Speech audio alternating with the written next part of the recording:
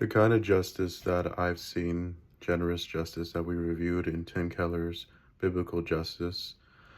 Growing up, I've seen a lot of bad things that's happened to good people.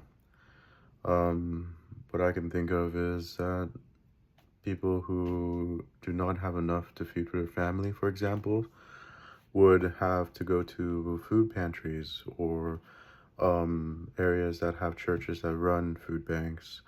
One place that I know, St. Vincent de Paul, over there in Gresham. I used to volunteer there at St. Henry's Catholic Church. And sometimes some of the family members would have about 8 people in total, large families, and they would they would be requesting more food because there's a certain cap that they can allow families to have food. But Brenda, she's the one in charge of the St. Vincent de Paul chapter there, is always generous to share more. Even if there isn't enough in stock, she always has these reserves that she would have in the back, whether it's toiletries, food, poultry, or supplies. She would never refuse a family that asked for more. And that kind of practice of love gives justice to those who really were in need, were afraid and vulnerable to ask for more, thinking that they'll get turned down or thinking that they will be humiliated, discriminated. And I'm so glad to see people like Brenda and myself, like-minded, the whole St. Vincent de Paul, practice what they preach, what Jesus has taught us, to love our neighbor, to help one another. Righteousness is something that I've always wondered what it would look like.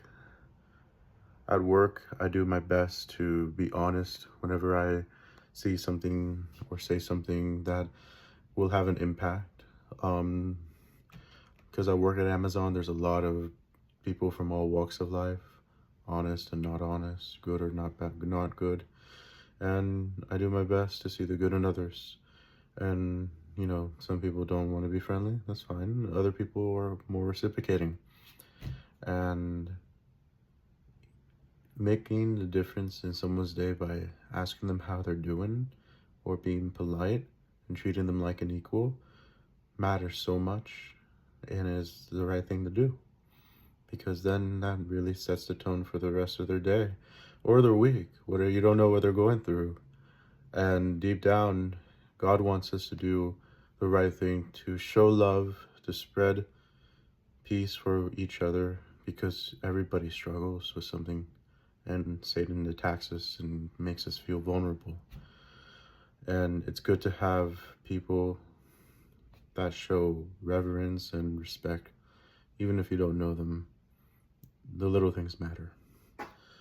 What's motivated me in justice so far, I think it has to do with my experiences of growing up with having to deal with negative circumstances, whether it was my race, my economic situation, or just, not having the fortunes like everybody else growing up. But I committed myself to do well in school, to do well in my life, and to continue to strive for a better life through the graces of God and through my faith. And that's what I think is delivering the justice that God has given me a chance to keep going. That's all I have to say. Thank you.